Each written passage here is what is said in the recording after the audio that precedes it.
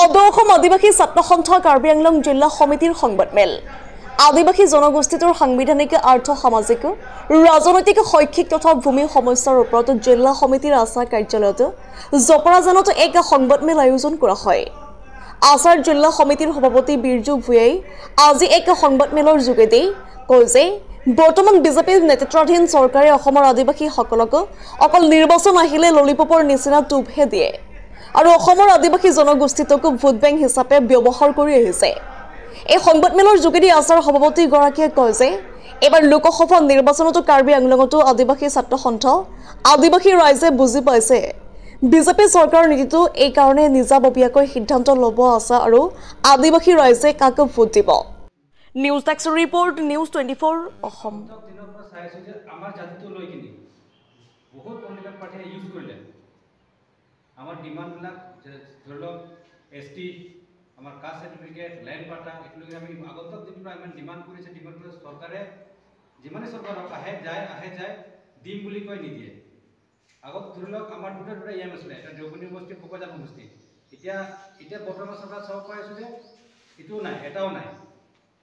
আমাৰ ইমান বৃদ্ধ জাতি ইমান আগৰ পৰা পুৰণা আমি অল ইণ্ডিয়া ট্ৰাইবেল প্লাছ আমাৰ অল আসামত 1 crore ওচৰা-ওচৰি পপুলেশ্যন। আমি এবাৰ আমাৰ কাৰ্বি আংলং জিলা সমিতি ইয়াত ডিচাইড কৰিছে যেহেতু চৰকাৰে আমাৰ যদি ডিমাণ্ড ফুলফিল নকৰে আগন্তুক দিনত তেনে আমিও ভাবিছোঁ যিহেতু সিহঁতক লৈ কিনে আমি এটা ভাল পদক্ষেপ ল'ম যিহেতু আমি কাকো জিকাবতো নোৱাৰিম কাকো হাৰাবতো পাৰিম।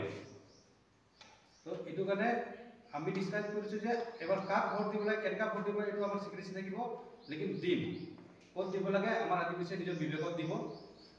আৰু আগন্তুক দিনত যদি চৰকাৰে যোনটো চৰকাৰ হওক আমাৰ যদি ডিমাণ্ডটো ফুলফিল নকৰে তেনে আমাৰ এইটো ধাৰণা কাৰ্যসূচী যি কাৰ্যসূচী আমাৰ এইটো চলি থাকিব আৰু যেতিয়ালৈকে নাপাওঁ এইটো নন ষ্টপ চলি থাকিব। মানে আপোনালোকক চৰকাৰে মানে প্ৰতাৰণা কৰিছে নহয় জানো? প্ৰতাৰণাটো কৰি আছে তেতিয়াৰ পৰা আমি কিমান দিন পৰা ST মাত মাতিছোঁ আমাক ST লাগে আজিলৈকে দিয়া নাই। প্লাছ আমাৰ লেণ্ড পাটা এতিয়া আহি নতুন সোমাই দিলে চৰকাৰে কাষ্ট চাৰ্টিফিকেট আমাৰ কাষ্টতো ফচাই থৈ দিছে। তা আমি কৰিম কি কওক এইটো বস্তু লৈ কিনে আমি আজি বহিছিলোঁ বহি আমি ডিছকাছ কৰিছোঁ যে এবাৰ সদায় বছৰ আদিবাসী ছাত্ৰ সন্থা আশা বা আদিবাসী জাতিয়ে ডাইৰেক্টলি কাগজ পলিটিকেলি অপেন ছাপোৰ্ট কৰে। এবাৰ আদিবাসী ছাত্ৰ সন্থাই ডিচাইড কৰিছে যে কাকো অপেনলি ছাপোৰ্ট কৰা নহ'ব। মানে আপোনালোকে ভোট বৰ্জন কৰিব নেকি? ভোট বৰ্জন নহয় আমাৰ বিবেকত দিম আমি কাক দিম এইটো আমি নিজে ডিচাইড কৰিম লেকিন দিয়াটো দিম ভোটটো বৰ্জন নহ'ব।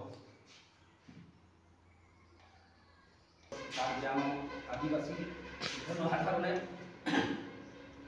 এটা বহুত চিন্তা কৰিবলৈ বাধ্যতা হৈছে কিয়নো বিভিন্ন সময়ত এই জাতিটো প্ৰতাৰণা কৰি আহিছে বুলি আপোনালোকে নিজেই জানে। মই আপোনালোকৰ জৰিয়তে গোটেই আমাৰ আদিবাসী বুদ্ধিজীৱী আৰু শিক্ষিত যুৱক যুৱতীসকলক এই আপোনাৰ জৰিয়তে মই অনুৰোধ কৰিব বিচাৰিছোঁ আজি 58 বছৰ পৰা ধৰি এই জাতিটো কোন চৰকাৰ পৰা কি পাইছে কি পোৱা নাই আজি নিজেই সকলোৱে অৱগত। গতিকে এইবাৰ আমাৰ আদিবাসী ছাত্ৰ সংগঠনে প্ৰত্যেকবাৰ আমি ভুৱা প্ৰতিশ্ৰুতি দি আমালোকক বিভিন্ন ধৰণৰ চৰকাৰে আমালোকক জিকাই দিয়ক জিকোৱাৰ পাছত আপোনালোকৰ যিবিলাক সমস্যা আছে এইবিলাক কম সময়ৰ ভিতৰত আমি সমাধান কৰি দিম বুলি কৈছিলে কিন্তু আজিলৈকে কোনো চৰকাৰে কৰি দিয়া নাই। গতিকে বাকী ST-কৰণ ম্যাদী পাটাকৰণ লগতে এপইণ্টমেণ্ট আৰু বিভিন্ন ধৰণৰ সমস্যা আছে সেই সমস্যাৰ ভিতৰত আমি একোৱেই দেখা নাপালোঁ যে কোনো ধৰণৰ ফলশ্ৰুতি নাপালোঁ। বৰঞ্চ IY ঘৰ যিটো নেকি আজি কি কয় ইন্দিৰা আৱাস যোজনা আছিলে সেই যোজনাটো 2 এটা পাইছে আৰু যিখিনি কি কয় ৰেচন কাৰ্ড আৰু কি কয় বৃদ্ধ পেঞ্চন ধৰি তাৰপিছত এতিয়া নতুন স্কিম এটা উলিয়াইছে অৰুণোদয় স্কিম। সেই অৰুণোদয় স্কিমৰ পৰা আজিলৈকে আমাৰ আদিবাসী আই মাতৃসকলে সম্পূৰ্ণৰূপে আজিলৈকে চৰকাৰে দিয়াৰ ব্যৱস্থা কৰা নাই। এতিয়া যদি আমি আপোনালোকে বিচাৰি চাব পাৰে যে কোনটো গাঁৱত কিমান এই চৰকাৰৰ আঁচনিখিনি পাইছে আপোনালোকে যদি ইনকুৱাৰী কৰে নিশ্চয় দুই এজনৰহে মানে হৈছে। গতিকে আপোনালোকৰ জৰিয়তে অনুৰোধ কৰিব বিচাৰিছোঁ, আপোনালোকক ধন্যবাদ দিছোঁ যে আজি আমি কিছুমান চিন্তা কৰিবলৈ বাধ্য হৈছোঁ, কিয়নো 58 বছৰ পৰা ধৰি আদিবাসীটোক বিবেক ভোট বোলাৰ এটা চিন্তা কৰা নাছিলোঁ, কিন্তু আমি ক'বলৈ বাধ্যতা। আজি আমি অপেন সাপোৰ্ট কৰাইছিলোঁ, চৰকাৰে আমাক প্ৰতিশ্ৰুতি দিয়া হিচাপত আমি ৰাইজক কৈছিলোঁ যে আপোনালোকে এইবাৰ আমুক চৰকাৰক জিকাক, আমাৰ এইবিলাক সমস্যা সম্পূৰ্ণ ফলাফল হ'ব, কিন্তু সেইবিলাক ফলাফল নোহোৱাৰ কাৰণে আজি আমি বিবেক ভোট ৰাইজক প্ৰদান কৰিবৰ কাৰণে অনুৰোধ কৰিবলৈ বাধ্যতা হৈছোঁ। কিয়নো আজি প্ৰত্যেক ইলেকশ্যনত আমালোকৰ কিছুমান লিডাৰ সৰু সৰু কিছুমান গাঁৱলীয়া মানুহক লিডাৰ বনাই সিহঁতক 2 টকা পইচা দি আমাৰ জাতিটোৰ যিবিলাক সমস্যাবিলাক মানে ডাইভাৰ্ট কৰি সিহঁতে ভুৱা প্ৰতিশ্ৰুতিৰ জৰিয়তে সিহঁতে ভোটখিনি সংগ্ৰহ কৰি জিকি যায়, পাছত আমালোকক আপোনালোকৰ সমস্যাবিলাক কৰিছোঁ নহয়, কৰি দিম নহয়, এনেকৈ দি খেলি খেলি 10 বছৰ পাৰ কৰি দিয়ে। গতিকে এইবাৰ আমি আৰু ঠগ খাবলৈ নাই। আমি যিটো সিদ্ধান্ত লৈছোঁ সেই সিদ্ধান্ত সকলোকে পালন কৰিব, আখৰে আখৰে পালন কৰিবৰ কাৰণে অনুৰোধ কৰিছোঁ আমাৰ বুদ্ধিজীৱী আৰু আমাৰ ছাত্ৰ সংগঠনৰ সদস্যসকলৰ তৰফৰ পৰা।